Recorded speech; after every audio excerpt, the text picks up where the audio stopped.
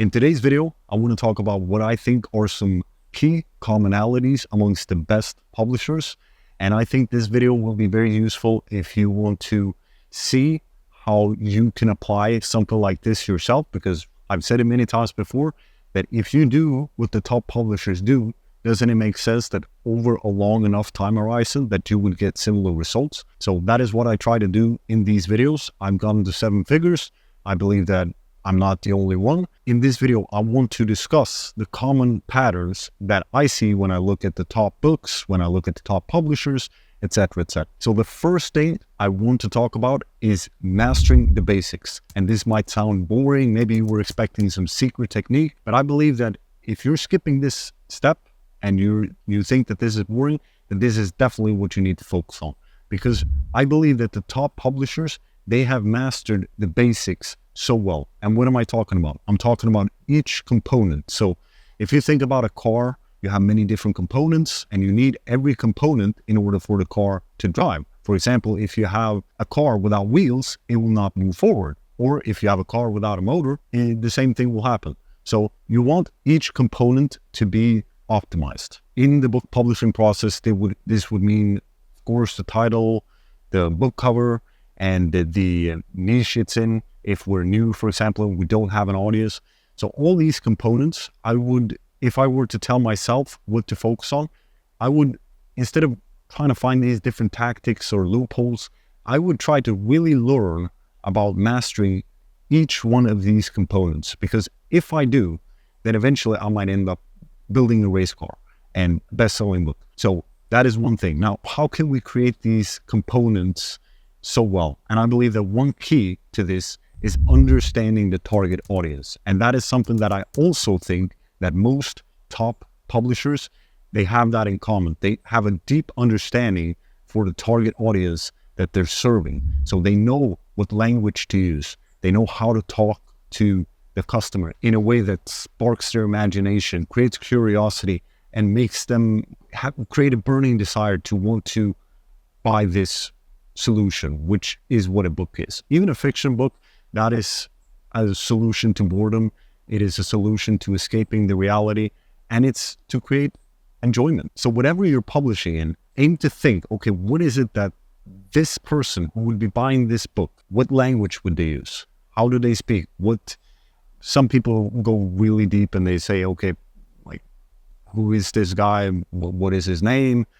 How many siblings do we have? I don't think we need to go that deep, but I do think we want to put ourselves in the mind of this person. And that means thinking like they're thinking. And that would mean, for example, if you're targeting someone who's busy, let's say it's a busy parent, you would tap in to their experience. And what is the experience like of being a busy parent? It feels like you don't have any time for yourself, maybe.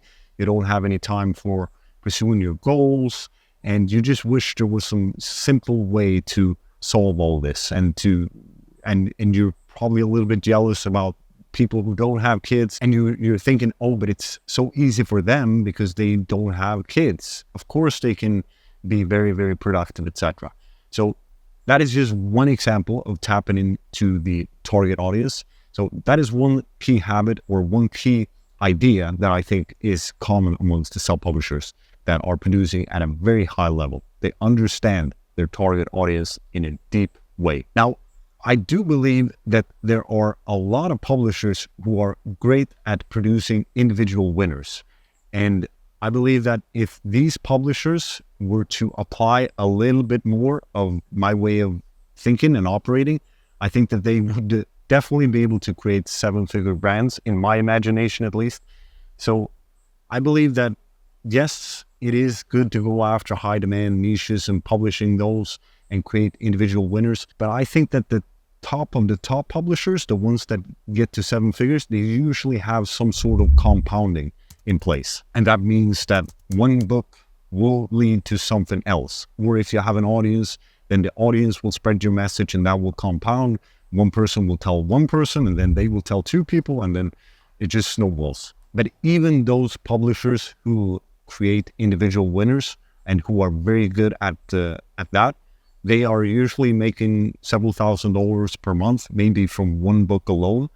And they usually think longer term as well in terms of the book. So they don't necessarily care about getting a return on investment within 2 months. So they're thinking longer in terms of getting a return on investment. And they focus on producing quality. So for example, if they have a choice between getting an image from an illustrator that costs $5, but it's less quality than an image that costs $10 from another designer, then they will pick the designer that will produce the best work, even if it costs a little bit more, because they're thinking longer term. And they know that if they meet or exceed the reader's expectations, then that will lead to positive reviews. And of course, that will be good in the long run, because when you get positive reviews, I think it's about 1 in 100 sales, then you get a review, and you want that review, that organic review, you want that to be positive. And if you have a great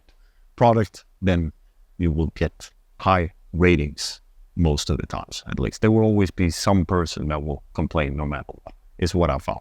So even Harry Potter, even the best-selling books, you will see that they all have some negative reviews.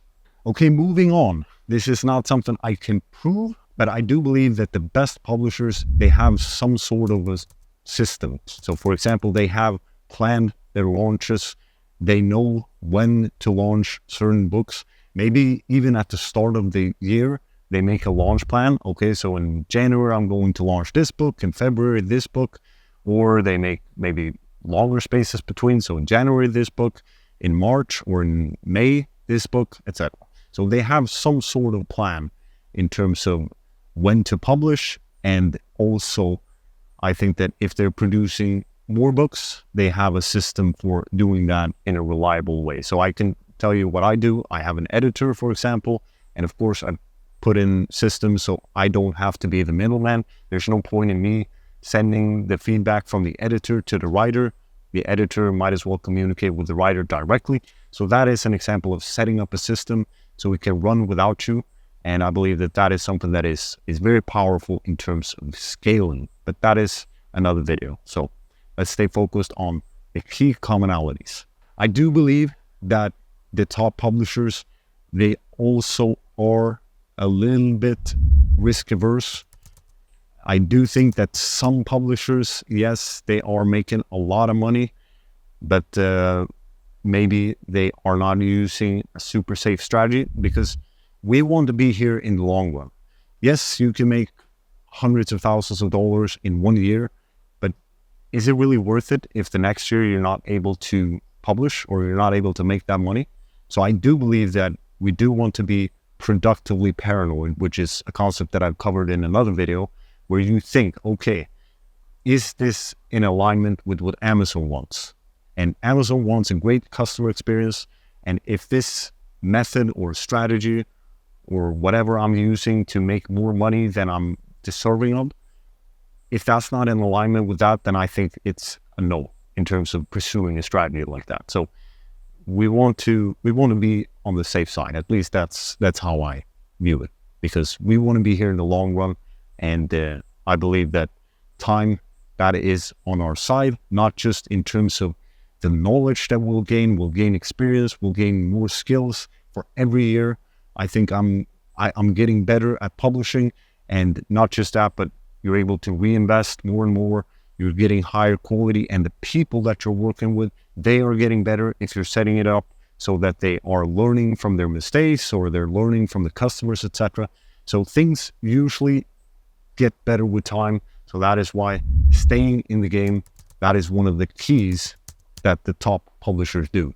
Yes, you will get distracted. You will see a shiny object somewhere else. There will be drop shipping like it was for me at one point.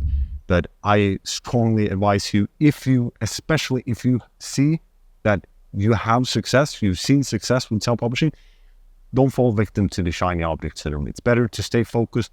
Then if you have a system and everything can run without you, for example, now my business is running. Yes, I'm still working, let's say 20 hours per week on my publishing business, but I'm able to focus on making these videos, for example. And it doesn't, maybe you could argue, yes, I could put this time towards working on my publishing business and maybe that will give me a higher return on investment, but again, I'm thinking long term. I think this will be useful, and it's something that I enjoy, and I'm developing a lot more as a publisher because I'm reviewing these concepts, these ideas, etc. So I do believe that in the long run, this will be a positive for me. But it's still in alignment with publishing. I'm not talking about drop shipping. I'm not doing anything else. So that is what I think is very powerful. Stay focused, stay in the game. And that's all I have to say. Thanks for watching. If you liked the video, hit the like button and drop a comment down below. I really appreciate communicating with you in terms of how you see the videos, if there's a certain idea that resonated or helped you, or if you want to share about your story, where you're at, how many books have you published, how much you're making, etc. And the community is also a great way to connect with other publishers and get help, because self-publishing, it can be a lonely journey sometimes. And if you have other people who are on the same path as you, then that can be something that can be helpful. So check out the free community on Skool if you want to join that. But otherwise, thanks for watching. See you in the next video.